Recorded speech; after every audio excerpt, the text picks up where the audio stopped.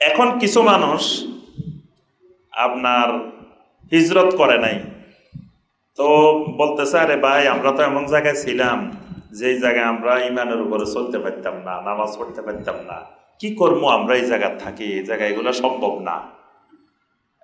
আল্লাহ সুবহানাহু ওয়া তাআলার কাছে এই ওজর কারো জন্য গ্রহণযোগ্য না। এই কথাটা আল্লাহ পাক এই 97 এবং 98 নম্বর আয়াতে আল্লাহ পাক বলছেন, ইন্নাল্লাযীনা তাওয়াফফাহুমুল মালাইকাতু যালিমি আনফুসিহিম, যখন যারা নিজেদের উপরে জুলুম করত এই অবস্থায় যখন ফেরেশতারা তাদের মৃত্যুর জন্য উপস্থিত হবেন, ক্বালু ফীমা কুনতুম, ফেরেশতারা তাদেরকে বলবে তোমরা কোথায় ছিলে, মানে তোমরা নিজেদের উপরে জুলুম করছো কেন, তোমরা কই ছিলা? ক্বালু কুন্না মুস্তাদআফিনা ফিল আরদি, বলবে যে ফেরেশতারা আরে আমরা তো খুব মুসিবতের মধ্যে ছিলাম, আমরা জমিনের মধ্যে খুবই দুর্বল ছিলাম, আমরা যে জায়গায় থাকতাম এই জায়গায় কাফেরেরা খুব প্রভাবশালী ছিল, আমরা কিছু করতে পারতাম না, এই জায়গায় বেদাতীরা খুব শক্তিশালী ছিল, এই জায়গায় আমরা সুন্নত পালন করতে পারতাম না, আমাদের অবস্থা খুব খারাপ ছিল। তো তখন ফেরেশতারা কি বলবেন? ক্বালু আলাম তাকুন আরদুল্লাহি ওয়াসিআতান ফাতুহাজিরু ফিহা, ফেরেশতারা বলবেন আলাম তাকুন আরদুল্লাহি ওয়াসিআ, আল্লাহর জমিন কি খালি তোমাদের ওইটা ছিল আর আল্লাহর জমিন ছিল না জমিনে?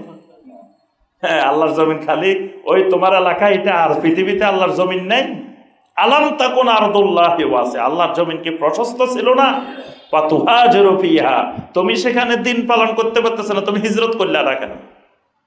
এজন্য কিয়ামত পর্যন্ত আল্লাহ রাব্বুল আলামিন হিজরতের দরজা খোলা রাখছে। যেখানে দিন পালন করা যাবে না, দিন পালনে বাধা আসবে, সুন্নত পালনে বাধা আসবে, তাওহীদ পালনে বাধা আসবে, সেখানে থাকা যাবে না। যেখানে গেলে, যে জনপদে গেলে, যে এলাকায় গেলে সুন্নত অনুযায়ী আমল করা যায়, সুন্নতের উপরে থাকা যায়, তাওহীদের উপরে থাকা যায়, সেখানে হিজরত করা ফরজ। না হয় ফেরেশতারা মারবেন আর বলবেন আলাম তাকুন আরদুল্লাহি ওয়াসিআ, আল্লাহর জমিন কি প্রশস্ত ছিল না? ফাতুহাজিরু ফিহা, তুমি হিজরত করে সেখানে চলে যেতে। তোমাকে কে বলছে তুমি ওখানেই বসে থাকতে হবে, ওখানেই থাকতে হবে? জমিন তো খালি আল্লাহর জমিন, ওইটা না। ফাউলাইকা মাওয়াহুম জাহান্নাম, আল্লাহ পাক এদের ওজর আপত্তি গ্রহণ করবেন না।